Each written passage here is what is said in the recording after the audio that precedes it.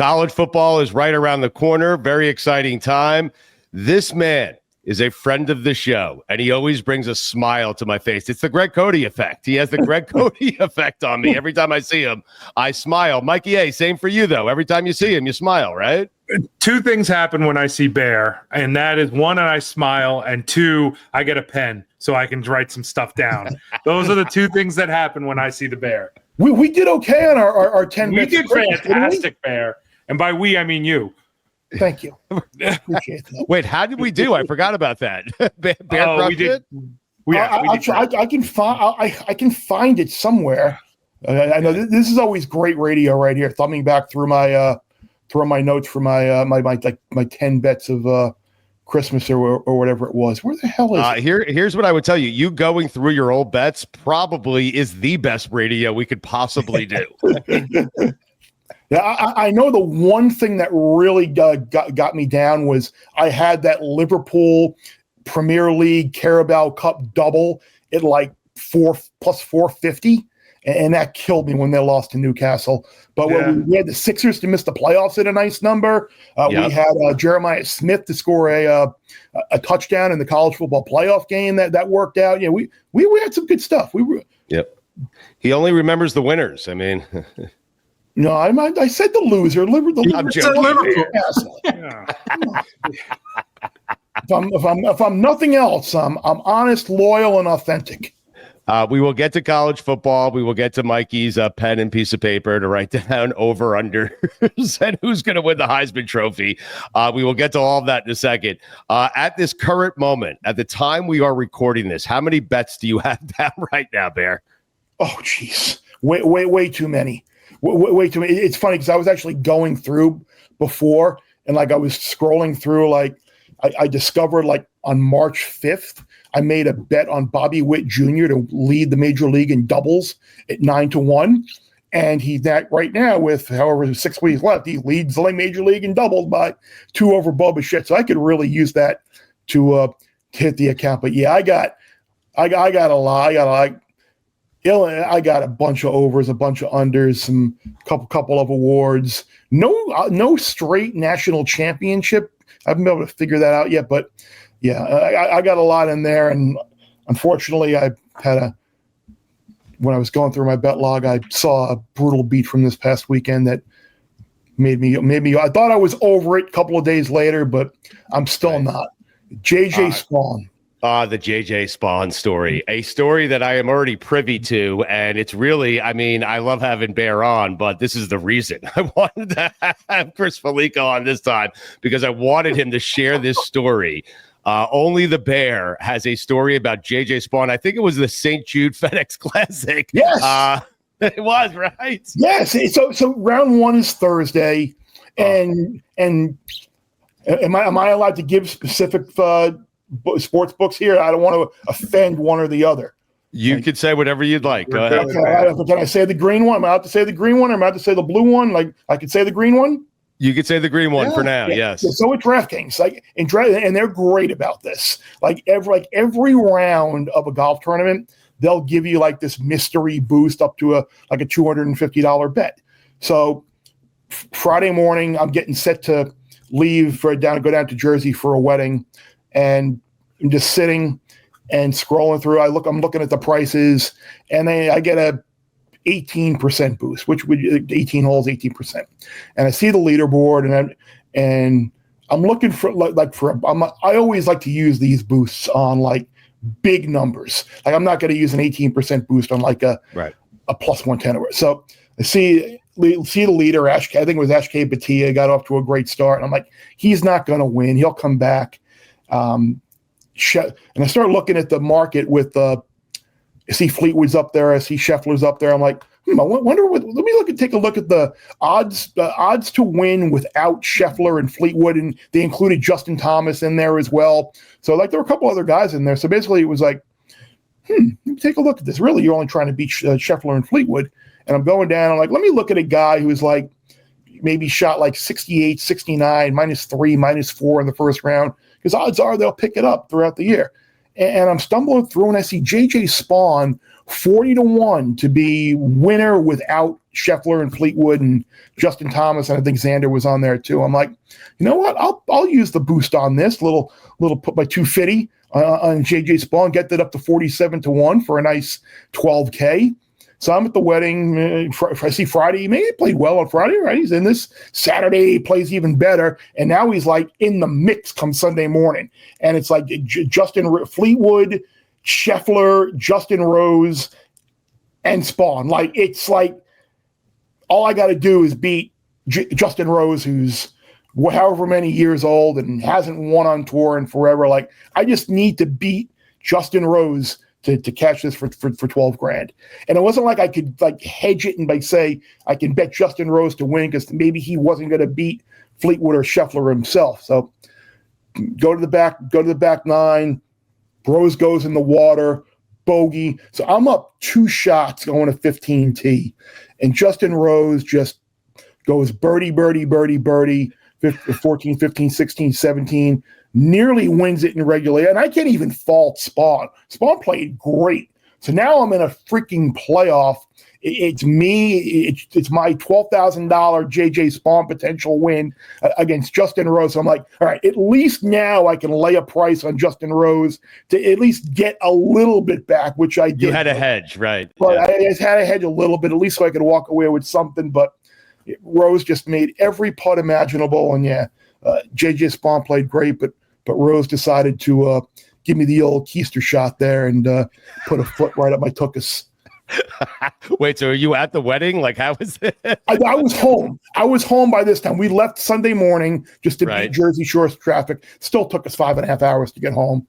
But I got home when they I think they were on the 6th hole. So I got to witness the final 12 holes in HD. It's great. Were you cursing with every Justin Rose birdie? Can you put us there? What was the bear saying as Justin Rose birdied every hole?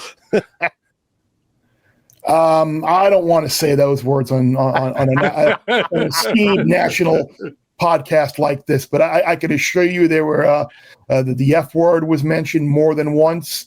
There may have been some body parts that were mentioned in there. And then the saving grace to me not going completely crazy was that the event ended when my wife was in the room, so I couldn't really go nuts then about her. Else she would have started asking questions, because that's a great thing. She never really asks questions until I get outwardly emotional. Like then she okay, so this one matters type of deal.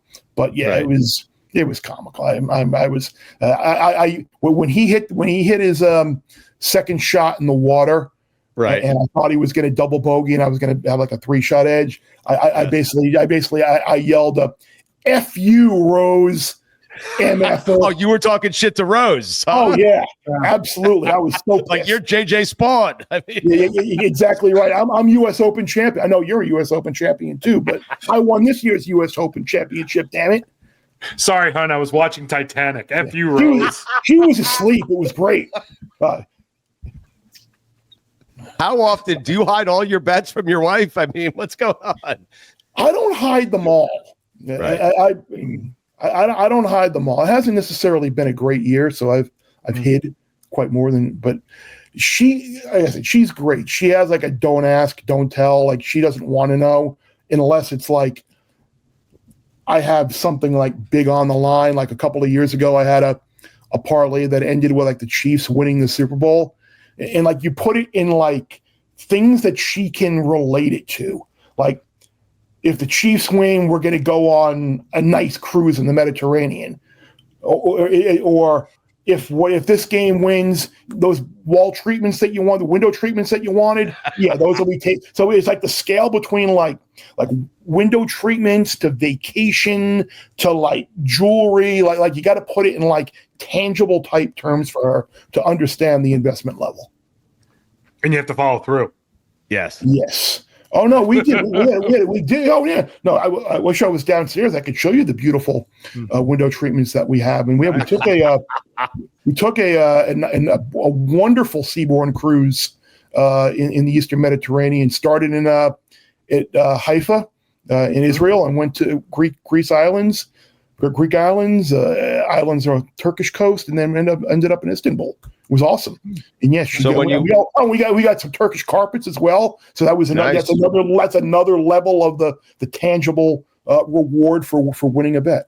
I mean, she has no idea what your gambling addiction is paid for. No, I mean, no, she doesn't. No, she doesn't.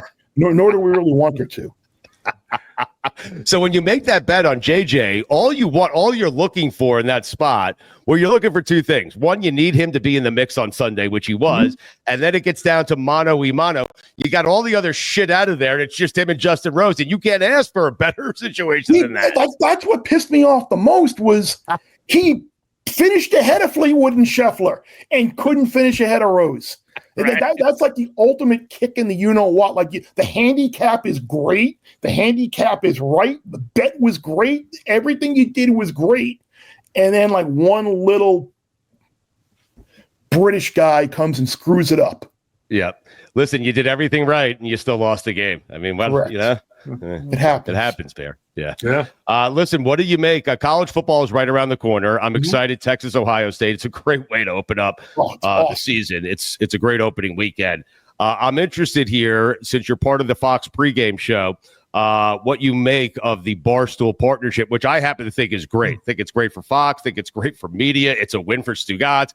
Every win for Barstool is a win for me. Okay. But what do you, Bear, Chris Fallica, who loves college football and loves this thing, right, and takes it very seriously, what do you make of Portnoy and the guys from Barstool being a part of your pregame show? Well, let's make sure we're clear here. Like, if it's a win for Stugotz, then that's the most important thing.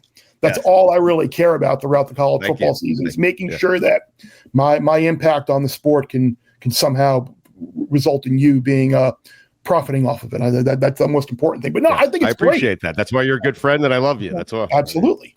Yeah, I think it's a great thing. I think in a couple of different fashions. Number one, you're going to see that Barstool show that they do on college campuses on Saturday morning. I think like 6 or 7 times throughout the college football season they do it. That's going to be in the big noon kickoff kind of footprint where our set is going to be set up. So at 9 o'clock, instead of kind of waiting to come around, or maybe if game day is in town, instead of going over there, you're going to go over and see Big Cat and Portnoy and Brandon, whoever else is going to be over there. And that's going to automatically lead to you kind of naturally gravitating towards the Big Noon set at 10. So it's a great promotional lead-in vehicle for Big Noon, but from 9 to 10 when they're on site. And I think bringing in a guy who is a kind of a lightning rod in Dave Portnoy and is an opinionated, authentic guy, I think it's going to be good for the show. It's something that as part of the show that we really didn't have. And I think this is just me talking right now. I don't know what their plans are, but I think there's a little bit of a misconception out there. Like, I think the way people assume it's going to be, like Pat McAfee's on the game day set every segment. I think people are like, oh, Dave Portnoy is going to be on the set every segment. Like, I don't think that's the case at all. Like, I think he's going to be in and out for certain segments. I would certainly hope that he and I are doing a couple of betting segments or have some betting segments throughout the show. I'm sure he's going to do some features and some man on the street type stuff throughout the year. So I'm curious to see ultimately how we use him. And I applaud the bosses at Fox for stepping up and taking a chance, not only with Big Noon, but certainly the FS1 shows during the morning time. Like, you can only give a variation of a debate show how many times when you realize, you know what, maybe your debate show isn't going to do well against Stephen A. Smith and First Take and what ESPN's putting on. So I'll give them all the credit in the world for trying to appeal to a different audience there. But yeah, I'm looking forward to it. You applaud the programming strategy, because you're right. You cannot go after First Take with a debate show that's not as good as First Take. And so what you're saying here, same as College Game Day. You can't go after College Game Day with College Game Day. You got to mix it up a little, and Barstool is mixing it up. Totally, and he's and the good thing about Dave is he is a Michigan guy. He's a Big Ten guy. Obviously, we are at a majority of Big Ten games and campuses. So if we're at Michigan, I'm going to kind of relate it to what I experienced with Desmond Howard on game day. At Michigan, he was beloved And everywhere else, Ohio State and other schools throughout the Big Ten, he boo. So it's going to be, I think, bring a little bit more of a crowd interaction and have the crowd be a little bit more vocal maybe during our show. Portnoy will sink into that. Like, he doesn't mind being booed he doesn't care. In fact, he embraces it. Right. Yes. Listen, the market has spoken, Bear. Like, my kids, they're never watching me. Okay. They're always watching that guy do fucking pizza reviews. I mean, it's unbelievable. It's funny. When the news first broke, and we had our meeting with the Fox executives saying, hey, this is what's happening. It's probably going to get leaked at some point later today, but it's going to be officially announced tomorrow. We want to tell you first. A couple of days later, I was like, okay, it's out now officially. I want to reach out, and whether I was going to text Big Cat or my boss at Fox and get Dave's number. So I hadn't gotten around to doing it yet. And the next day, I'm sitting down Friday afternoon, firing on Saratoga, and I get to see a number pop up, and I'm like, oh great, this is going to be like another spam number or something on a text. And it was Dave Portnoy reaching out, and he's like, hey, I got your number. Kirk gave it to me. Hope you don't mind. He said you're going to be my guy. He's like, we got a lot of common interests. And I'm like, yeah, we like to gamble, and we like horses, and we like pizza. This is going to go great. So he actually reached out to me, which was awesome. So I know he's all in, and I'm all in. Like I said, I hope we get to have some fun going back and forth, talking some betting. Bear, I would say that 99% of the male population has something in common with you. I mean, it's just gambling and pizza. It's the simple things. Yes, it is. Yeah. Were you okay with Herb Street giving out your number like that so freely without asking you? Yeah, I was going to say, it feels like my number could be written on the bathroom wall at the Varsity in Columbus there for a good time. Call Bear 860. Right, but if Portnoy reaches out to you and says he wants Herb Street's number, you're going to call Kirk first and see if it's okay, right? No. Okay, good. No, hell no. Hell no. It's funny. It's funny you say that. I actually this morning I woke up and I had my Apple Watch on when I sleeping last night, and like at 7:15 a.m. it started. Like I wasn't fully awake yet. And I'm kind of sleeping too late these days, and I got to get out and get back into my regular workout routine, which is killing me right now. But wake up and I get a message from someone in the college football world asking for a number of someone who I'm like, do I really want to do this? And I wound up doing it. So, but because I figured it was all good. I don't want to say names, but it was just one of those like rare. It was a number that not a lot of people probably have. Good. I want to guess the number. I mean, it's Tebow. It's Tebow. We'll offline that. We'll offline that. It's Tebow. Actually, it was. I have Tebow's number. Actually, it was Stugotz. Someone wanted Stugotz. I give his number out to every spam calls me, and I go, no, you got to reach me on this. And I give Stugotz's number. Yeah, his number might be on his number might be on the wall at the My Winners location in New Britain, Connecticut, for all the horse pro. You need a loan? Call Stugotz. I certainly put it at the Norwalk one. So listen, Macy's hasn't stopped calling me, Mikey. I keep telling him I don't owe him any money. You sent that to me, didn't you? Listen, I know how much you love Lee Corso. I was watching the ESPYs, yes. And I was moved. I got to tell you, I really was. I know how much Lee means to you, how big of a part of your life he is. If you wouldn't mind, Bear, as someone who loves that man the way I know you love him, can you explain what makes him so special and what makes him so special specifically as it relates to the sport of college football and game day, I guess? Because he is just the genuine father, grandfather, family type figure that we've all had in our life and have in our life. And we're on the road 17, 18 weeks throughout the year. We're around, I was around Kirk and Chris or Reese and Dez and Pollock and Lee, more than like my regular family.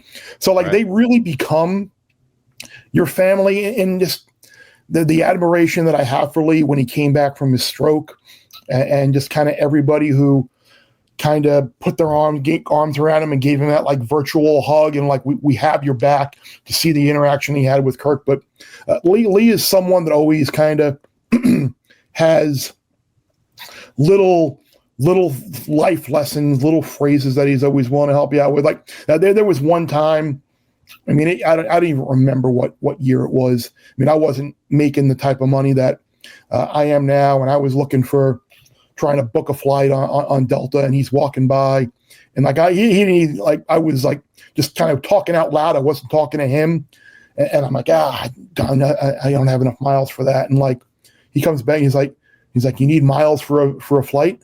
I'm like, yeah, I need for the vacation. He's like, call Dawn, who I don't know if you guys know is awesome assistant at ESPN. He's like, just have Dawn take the miles out of my account and give them to you, so you and Molly can go on vacation. I mean, that's the type of guy that he is. Just totally volunteering. I wasn't asking for anything. He just overheard me talking out loud, and he did that. And he kind of has like little bit things of like, in the business world and life in general, about how you're always going to come across a situation or a person or a coworker maybe you don't see eye to eye with, but especially if they're like your superior, you need to, you may not personally like them, but you've got to respect their position, and just kind of puts things in perspective. And of course, without him giving me a ridiculous nickname because I eat, sleep, and shit like that. Who's to know this bear persona?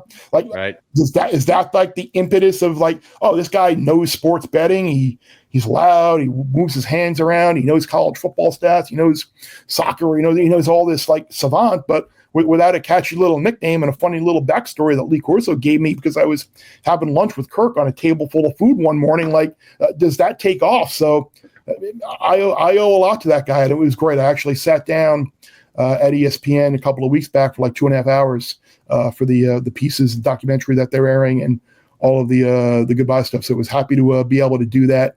And my bosses at Fox allowed me, like, anything that you need to do for Lee, you're good to go. Just do it. The answer is yes. So it's been great, and can't wait to see him in Columbus in a couple weeks. Isn't that funny how little like a nickname, like, so he's your, like, for me it's Hank Goldberg. Hank Goldberg gave me the name Stugotz, and at the time I hated it, but it turns out that it's the best thing that's ever happened to me because it really fits my character, and I was able to stand out a bit, and so the bear really works for you, and the growl that we put together really works for you. But those little things matter, man. They really do. It's amazing. Yeah. And anything you can do to kind of differentiate yourself and create this little character is great. Hank, oh God, I love that. I miss Hank so much. Every year before a big Kentucky Derby, Breeders' Cup, I can remember sitting in a stairwell in College Station, Texas, in a hotel. Why I wasn't in my room, I don't know. If reception was better, in just talking to Hank about like what we're running the Breeders' Cup card on a Friday night for Saturday. Just I can remember one of the biggest gambling scores I've ever had was at the 2004 Belmont Stakes. It was when Smarty Jones was going for the Triple Crown. So I'm up on the garden terrace at Belmont, the indoor, the restaurant area, with a bunch of guys. Hank's up there as well. And Hank and I loved Birdstone that day. Hank was a massive Nick Zito guy. I loved Zito, but I also loved the horse. Like, there are only two Grade 1 winners in the race, Smarty Jones and Birdstone. And Birdstone's got home field advantage here. And Birdstone's 30-1 or whatever the hell he is. So I had pick fours, tries, doubles, pick threes, everything into Birdstone. And the crowd's going crazy, and Smarty Jones turns to home with a roar of 100, and I see Birdstone come in, and like everyone in the go Smarty, and I'm yelling at the top of my young lungs, go get him, Edgar Prado, the jockey on Birdstone. And when Birdstone passed him in the final furlong and got to the wire first, you could have heard a pin drop, with the exception of me screaming at the top of my lungs, hugging and high-fiving Hank and our other buddy who was in on the tickets. And then we wound up having to cash tickets. And at the time in 2004, with the IRS tickets, and you had to fill out all the paperwork there. You used to have to stand on these little footprints, and they used to take your picture to match your identification and have it on file. So here are Hank and I basically standing like next to each other, like two separate window lanes, like on these things, getting our pictures taken, getting handed stacks of cash for our work. And by the way, Hank actually had a security guard actually walk him out to his car, so there wouldn't be any. I had a great day. Hank had a legendary day. Yes. Well, Hank had more money at the time. So also correct. Yes. Yes. Hank used to tell me, you'll love this. He said, hey, if you can't get me on the phone and you need to find me and it's an emergency, I'll be sitting at Gulfstream or Calder. Like that's it. During the day, at nighttime, it was a strip club. So. I'm not sharing this story. That's I'm not going here with this. Wait, so when you're the only two winning and everyone else is upset and it's silent, you can hear a pin drop. Is everyone staring at you and Hank like, oh, you fucking idiots, you assholes? Yes. Yeah. Like, oh, we wanted Smarty Jones to win the Triple Crown. I didn't want Smarty Jones to win the Triple Crown. I wanted my wallet to get fat. I don't care about Smarty. Smarty Jones winning the Triple Crown doesn't affect my life one bit. Exactly. $3,700 pick four affects my life a hell of a lot more. Yes, I'm not rooting for history. I'm rooting for me. So good. How many bets do you have on college football this year already? Do you have any? Like, over under Heisman Trophy, anything? We have Clemson under 9.5 wins at plus money. Oh, wait, hold on. Whoa, slow down, because Mike. Whoa! It's a little segment we like to call pen to paper. So hold on a second. Okay, I'm sorry. All right, so hold on. Mikey, I missed the first one. Was it Clemson under 9.5? Clemson under 9.5. Yep. We have Minnesota over 7.5. Ooh, the Gophers. We have South Carolina under 7.5. All right, can I stop you for 1 second? Minnesota under 7 Minnesota over 7.5. Minnesota over 7. Minnesota Golden Gophers over 7.5 wins. Okay, so let me just stop you for a second, and we'll pick up after South Carolina. A lot of people like Clemson. You're saying under 9.5. What's going on there? I just am not there with Clemson. You look at what they did last year. They won the ACC, but the regular season got annihilated by an SEC team in Georgia to start the year. Were non-competitive at home against Louisville. Lost at home to South Carolina. Like they were 9-3 in the regular season last year, and basically the same team is back. Though I know Tom Allen comes in and he's their defensive coordinator. You look at the schedule this year. You've got an opener against LSU. You've got to go to South Carolina. You've got to go to Louisville. They got to go to Georgia Tech. You got to go to BC, SMU, who they played in the ACC championship game last year. Comes to Clemson. Like I think we're all living off the hype of maybe them playing Texas a little bit closer in the college football playoff last year, and the fact that they did win the ACC, which, oh, by the way, SMU kind of handed them the game with 14 points off turnovers right out of the gate. I mean, they were super beneficial in turnovers last year. Had one of the better turnover margins in the league last year. So I'm not getting there. Like I'm not saying they're going to be a bad team, but if I can get plus 150 or 155 on under 9.5, I'm going to take it. Sold. Sold to the man in black. Yes. And the man in green.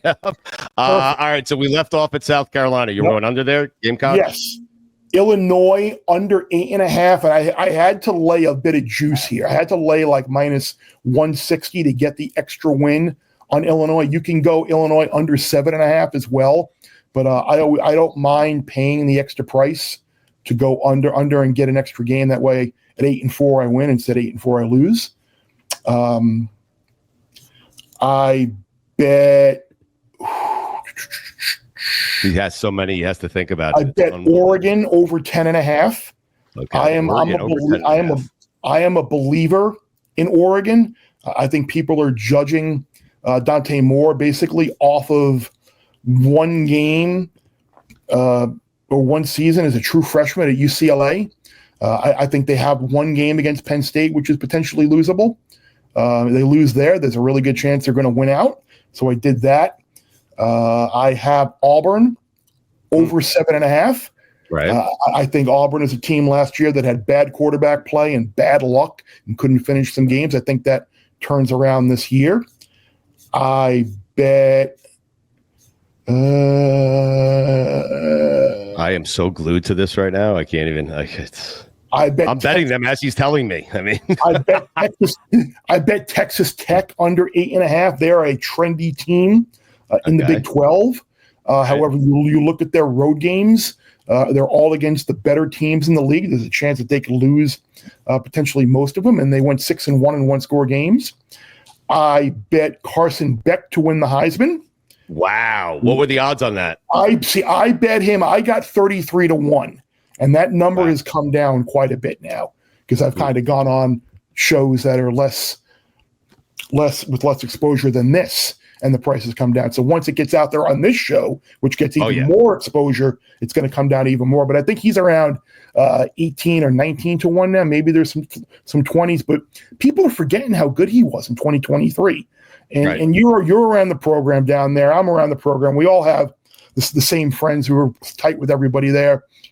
They're going to have a great offensive line. They're going to have a running game to fall back on with Elijah Lofton, and you hear Joshua Moore and Malachi Toney are really turning heads. Like they're going to be okay. And last year at Georgia, the offensive line stunk. The running backs were hurt. Wide receivers got kicked off the team. He got hurt as a result. They had a ton of drops. Like I think Beckett, I bet him at 33-1, and the other Heisman bet I made was Jeremiah Love, the Notre Dame running back, at 40-1 to win the Heisman. Because I think the winner of that game, whether it's Miami or Notre Dame week 1, you're going to see the star player on that team, their price fall dramatically. So I did that, and then I bet Jeremiah Smith, who is the favorite, to win the Biletnikoff. I bet he was like plus 250 or so. So that was the other thing I bet. So are you surprised the odds are you surprised that Arch Manning is such a heavy favorite to win the Heisman? I am, and it's ridiculous. And I agree. You have to go back to 2014 when Mariota won the Heisman to find the last time the preseason favorite wound up winning the award. So he could turn out to be great, but to make this kid the Heisman favorite off of the amount of time that he's played, I think it's absolutely ridiculous. I wonder if you agree with this, because I was talking to Chris Sims, and there's so much hype around Arch and it's unfair. But Sims was talking, and who better to talk about it? Just the pressures of being the Texas quarterback and the pressure of having a name on the back of your jersey that people recognize, you know? In talking to a buddy of mine on the Texas coaching staff, the best thing about Arch Manning is that if his last name wasn't Manning, he would be the same guy. The team loves him. They gravitate towards him in terms of a leader, a friend, a quarterback. Like he's just a down-to-earth guy who you can tell has kind of done things right his entire life. So by all intents and purposes, he's doing things right. And the funny thing is, like everybody talking about, the race for Arch Manning in the NFL draft, he's not coming out. He's going to go back. He's going to go back to Texas next year. Yep. It doesn't mean the quarterback draft is going to be bad next year. Like between Klubnik and Nussmeier and Lenora Sellers, Carson Beck, like quarterback draft is going to be phenomenal next year. But like people thinking like Arch Manning's going to be the number one pick in the draft, that's not going to happen. So you're saying even if he has a big year, he meets all the expectations, Texas has a great year, he wins the Heisman, you still think that he's going to stay in college? You know he's going to stay. The only thing that could potentially cause him to come out early would be Heisman Trophy, national championship. They win both of those. Then maybe you think about it. Let me throw a wrench into that. Wins the Heisman, wins the national championship. The Jets have the first pick in the draft. You mean kind of like his brother? Yeah, yes. Or his uncle, like his brother? Yes. Uncle. His uncle. Uncle Eli. Can you, God, how much did that suck?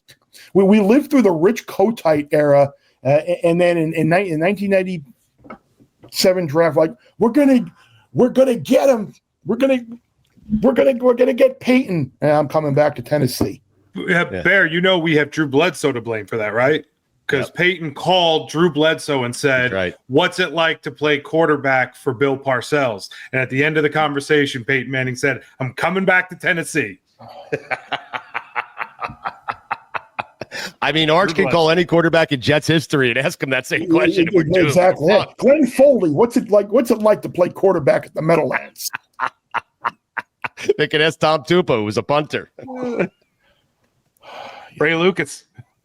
Neil O'Donnell. The three of us can do this all day. The three of us can do this all day. What's your outlook on the Jets? I'm tired of people telling me they're headed in the right direction. They've been headed in the right direction for 40 fucking years. Headed in the right direction with a quarterback that, like, imagine if the Steelers gave up less to get Justin Fields and like didn't even want him. Right. Like, and that's who. They'll do it to you. 142J, 134, row 19, seat 13 and 14. That has been the bane of my existence. Shea Stadium, Meadowlands. The problem with Fields is he's just athletic enough to win enough games to keep us out of it. Yes, right, yeah. NFL purgatory, exactly. Yes. That's our ceiling. Yeah, but you know what? I don't want to be really bad this year because Arch ain't coming out anyway. So I want to be really bad next year where Arch has no choice but to go. You can get the number 2 pick and watch somebody else take Arch. I'm okay. There you go. I'm okay with being really bad this year because really, yeah. Okay. And now this is a year to be bad, but Mikey's right. But what he's saying is Justin Fields is just athletic enough to have us at 8 and 9. Oh, that would be 7 and 9 wins. It's happening. Well, yeah, 7 and 10 sounds perfect. Yeah, but I'm so mad because I can't remember who it was. It was Kevin Clark who posted something from Lions camp yesterday about talking about Penei Sewell, and it just got me worked up all over again about that's who I wanted the Jets to take, and then they wind up taking freaking Zach Wilson, who anyone in the world would have known he was going to be a total bust. Oh, great. He had an unbelievable year at BYU and a COVID year against rosters that were made up in games that were being created the week of the game. Yeah, that's the guy I want, who played 1 year and here's Penei Sewell destroying people. And I heard Zach Wilson looked great at Dolphins camp today. Right. Yeah. Are you worried that Zach Wilson's going to look great when Tua gets injured? Have fun with that. We get the last laugh. Yeah. Do you have NFL bets? Do you do that? Yes. Do you do season? Do I have NFL? Do I have? I what an amateur question by me. I should be ashamed of myself. Fucking stupid. Does he have NFL bets? The guy bet the St. Jude FedEx Classic. I mean, should have won. You should have won. I bet the Bengals under 9.5 wins. Wow, Bear. Yeah. Jeez. I think their defense is still going to suck. Do you primarily do this like you take in a lot of information and pour over that information? Do you ever say fuck the information and just go with your gut? Yes. Okay, good. All the time. All right. Just checking. I bet the Falcons over 7.5. I like that. I think that division stinks, and I think with Penix, I thought they made a bad pick last year picking Penix where they did, but obviously they see again another idiotic asinine front office. You give Kirk Cousins like this deal, and then you use a first-round pick on a quarterback who's like ready to play this year. Like one of them shouldn't have happened. Either you should have taken Penix, or you should have just given Cousins. You shouldn't have given Cousins the deal, and then. But whatever. But they can always bank on this. The Jets will need Kirk Cousins, and so that we'll get that one back. We'll get those picks back, and we get to move up in the round too. I bet the Chiefs to win the West. Wow, which I think is just one of those things you just gotta again. Here's like you just bet your gut as opposed to information. Like everyone loves the Broncos this year. Yes. The Chargers, now you got Slater being hurt, but like the Chiefs have won the division 7-8 straight years. Yeah. Rasheed Rice is going to be healthy. Pacheco's going to be healthy. Simmons shores up that offensive line. Mahomes, Kelsey seems driven after they that's like minus 110. That's like an even money bet. Wow. That's just something that I'll be going through my bets on Thanksgiving and be like, oh, Chiefs got a 2-game lead and I got them at minus. They're like minus 450 to win the division now. Yeah. I love him scrolling through his bets because he has so many of them, and he has to constantly update. I bet Wait, I bet that. Ooh, I bet that. I bet dual-pronged 49ers bet. I bet Kyle Shanahan to win Coach of the Year at 20-1, just because the schedule is ridiculously easy. Yep. And I bet Mikael Williams to be Defensive Rookie of the Year, which I got at 14-1. I think it's gotten a little bit lower, but you got our guy Robert Saleh, former HC of the NYJ, now back in San Francisco as defensive coordinator. You got Nick Bosa on the other side of him. They could create some havoc in that division. This is where a little bit of the information kind of, like with Stafford's injury, who the hell knows if he's going to play or come back. Everybody loved the Rams, and if you're downgrading the Rams a little bit, the way for me to bet it is not necessarily to bet the Niners season win total over or Niners to win division. Those prices have been kind of exploited and bet and adjusted. You got to kind of look for bigger ticket prices. Bet a Coach of the Year. Maybe you want to bet Christian McCaffrey Offensive Player of the Year if you think he's going to have a good look. Look at those derivative segment and markets rather to try and find some other bets. Mikey, did you write everything down? Yes. Including that derivative thing he said? Okay. All of it. Okay. Oh, I got one more too. I'm sorry. Oh, okay. Two more. I bet on Marion Hampton Offensive Rookie of the Year, but that was like right after the draft, and that number is gone. And now with Slater out in their offensive line, I wouldn't bet it at the number. I would bet and did bet Emeka Egbuka, now with the Buccaneers wide receiver, to be Offensive Rookie of the Year. I got that at like 23-1. In that offense, they're going to be throwing the ball all over the place in a crappy division. Like Baker threw for 4,500 yards last year. Yep. He's gonna have a role. So I thought that had a chance. Like if you're betting Ashton Genty or Cam Ward or Travis Hunter to be Offensive Rookie of the Year, you're an amateur. You're doing this all wrong. Right. Yeah. Yeah. You're an amateur. Just say it. You have you're a fucking idiot. Yes. That's what you are. Yeah. You said it, not me. I think Taylor has a game for us on the way out here. I know Bear has to run. So Taylor, go ahead. I'm excited to see what you've come up with. I have no idea. So the game is called Glass Half Full, where I'll name a team and then you say what their best case scenario is for this college football season. So I'll say the team, then you just have to lay out for a little imaging and then your explanation. I'll try to point to you when the imaging is over. Perfect. Very nice of you. First team, the Penn State Nittany Lions. Best case scenario, they wind up beating Oregon at home. They wind up going to Ohio State later in the year, and they get that monkey off their back of beating the top 5 team. They go 12-0 in the regular season. They win the Big 12 championship game and are the number 1 seed in the college football playoff and win the national championship. Pretty clear. All right, glass half full. Could I hear just the sound again, Mikey? Hey, this does not sound like a half a glass. Go ahead. No, that's half a glass. I had to drink my water too, just to give you the. And now I have to pee. You're making me thirsty. He was so happy that Bear started chugging his water with his apple. Exactly. I was like, thank God, my mouth is so dry right now. I need a drink of water. But Penn State, like, there isn't a more predictable team in football than Penn. Like, the safest bet that I have made, I didn't give you this one because I don't want you writing down like a minus 300 bet. Like, Penn State's going to make the college football playoff. Of course. Their floor is 10-2.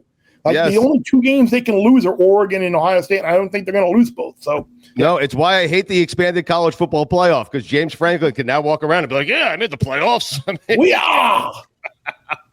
Son of a bad coach, right? All right, go ahead, Taylor. Give him 2 more quick ones here. He's got to go. The Michigan Wolverines, glass half full.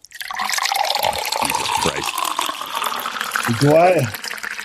Best case, I am more of a glass half empty on Michigan. I still don't know that their quarterback situation is squared away. If you want to say glass half full, best case scenario, they split those road games early in the year at Oklahoma and Nebraska. They beat Ohio State later in the year, and maybe you're looking at 9-3. And Bryce Underwood at some point becomes the star that everyone in the college football community thinks he will be. I think it's a little too soon. I am glass half empty on Michigan, but that would be the glass half full scenario. All right. Go ahead, Taylor. We got one more. It's a big fucking glass, man. Jesus. We have one final team here. The team that maybe is getting the most buzz this offseason in college football. It's the North Carolina Tar Heels and Bill Belichick. Geez. You know, he played wide receiver, Barrett, North Carolina. It's the only reason he asked you that. I mean, I think glass half full for North Carolina is probably you're looking at a like an 8-4, 9-3 type season. I'll take it. I don't know if the roster is necessarily great. I mean, you probably have a little bit more insight as to how good the roster is there. But you look at the schedule, and like outside the game against Clemson, like there really isn't a game on that slate that they're going to be like completely outmanned. Like it's funny, like people I don't think are given like enough respect or credit to Belichick and this potential coaching staff. Like he's not going to walk into Scott Stadium and be outcoached by Tony Elliott. Like he's not going to get outcoached by like Dave Doran or Manny Diaz or Justin Wilcox. Like he's the greatest football coach of all time. And so like he's got an advantage in terms of like how he approaches the game and breaks down film and game plan. And that's no slight to these other coaches in the league. It's just a fact. Guys won a million Super Bowls. So yes. Mario Cristobal is not out coaching him. No. I think and I would love to see a Mario Cristobal Bill Belichick game in Charlotte the first weekend of December because they don't play in the regular season. But I think realistically, like 8-4, I think if Carolina went 8-4 this year, you play Clemson close at home, and of course you're probably going to drop a couple games along the way. I think everybody, you as a Carolina guy, if you signed up for 8-4 right now, would you take it? 100%. Glass half full for North Carolina is 8 wins. Jordan Hudson knows how to coach an offense, and Bill Belichick can't get an NFL job next year. That's glass half full. Right. I had them going 12-0 last week. I mean, Did you play? You played Give Him a Win Dog? I did. We did it. Yes. In fact, Francesa's coming on next week. You want to join us? He's coming on. Wow. He's doing win-loss with the Jets. Oh, it was supposed to be this week. I had to push it the next week, though. I'll never forget driving in with my buddy for the season opener in '99, the year after they lost to Denver in the AFC Championship game. 10-0 lead and ball flutters around and falls. I remember driving in the season opening game, week 1. It was against the Patriots, I believe. Yeah. Francesa still did his Sunday morning NFL preview show on FAN, and he starts talking about the coach. The coach has got himself a team this year. The black chips are on the table. The coach is going to push them all in. Coach is going to the Super Bowl this year. And then a quarter into the season, Testaverde ruptures his Achilles, and the season's over. I was so depressed. Yes. But you were glued. Like it was the greatest radio you have ever heard in your entire life.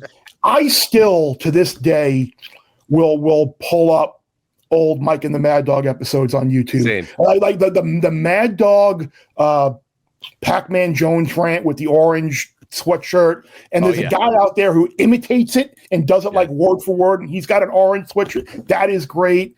Like the death of the Yankees, like the Yankees after losing the World Series, the trivia, the Marquis de trivia, all that right before the Super Bowl is some of the best stuff they've ever done. Good.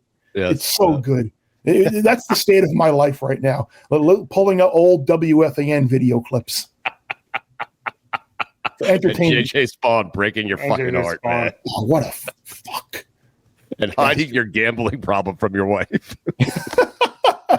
Don't tell her about that. No, you don't have a problem. She's fine. Yeah. Do I have any good tickets in my account right now? I mentioned the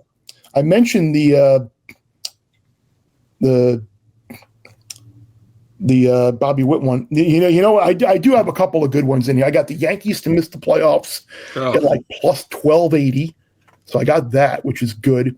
And then I have a whole bunch of like again the Blue Company, the Blue Book, FanDuel, they give you like those MLB boosts like every day.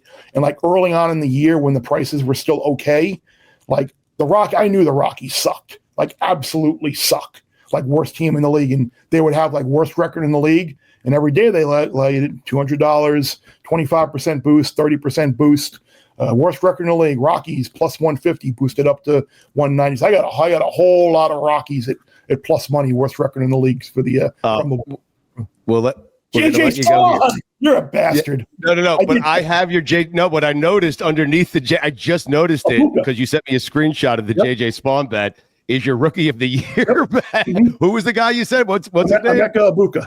Yeah, he actually has the bet, and he bet a lot of money on fucking Ibuka, man. Oh my god. What can you say? I am so rooting for that kid to win the Rookie of the Year. You take us out for dinner, right? Absolutely. Where do you want? You want to go to Prime 112? Do I want to volunteer myself to that? I just want new window treatments. I got a guy.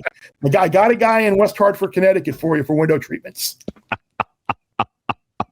What a great! This is one of my favorite episodes. I got a nice Turkish rug behind me as well.